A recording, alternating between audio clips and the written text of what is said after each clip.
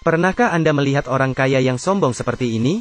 Bahkan memilih pelayan membutuhkan laporan nilai nominal. Melihat gadis muda dan cantik berbaju ungu, dengan senyum manis itu, dia tentu saja cukup puas. Dia juga tanpa ragu menciumnya.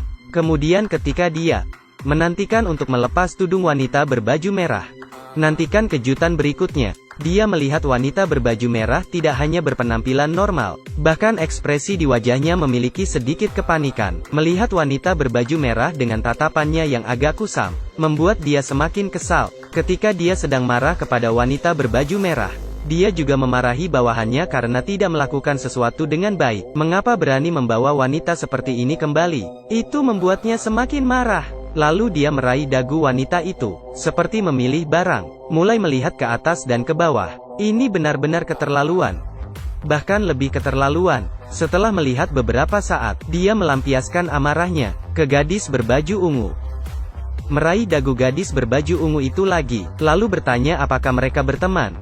Melihat penampilan garang orang kaya itu, gadis berbaju ungu buru-buru menyangkal. Dia menggelengkan kepalanya. Namun pria kaya ini tidak percaya. Dia malah menamparnya, menunjukkan kesombongannya. Gadis berbaju ungu juga menderita, karena sebelum dia masuk ke mobil, wanita berbaju merah sudah ada di dalam mobil dengan kepala ditutup kain. Dan setelah dijemput, ketika masuk ke dalam mobil, dia juga diperlakukan dengan cara yang sama, mengenakan tutup kepala atas inisiatif sendiri. Bahkan selama perjalanan, keduanya tidak memiliki komunikasi.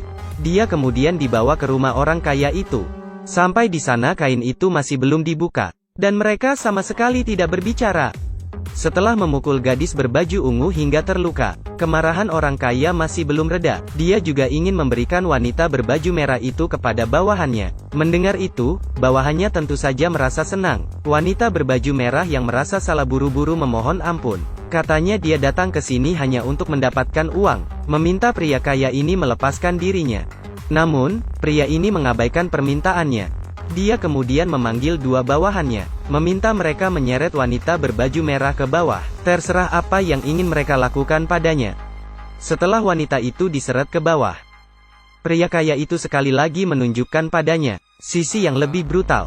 Dia menarik gadis baju ungu, dan melemparnya ke kasur, merobek gaunnya, dan memukulnya dengan keras.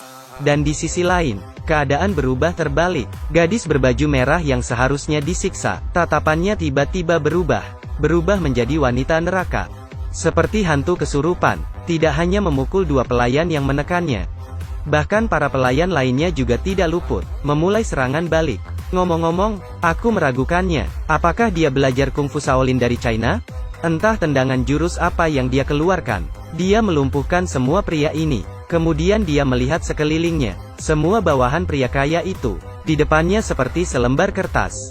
Hanya menangkis. Tidak ada pukulan balik. Semua bawahan yang dipukul berubah menjadi babi. Sepanjang jalan ke atas, setelah menjatuhkan bawahan terakhir, akhirnya dia bertemu dengan pria kaya. Pria itu buru-buru mendorong gadis berbaju ungu itu pergi, lalu mengeluarkan pistolnya, menembak wanita baju merah itu. Tapi gadis berbaju merah itu terlalu kuat. Tidak tertembak sama sekali.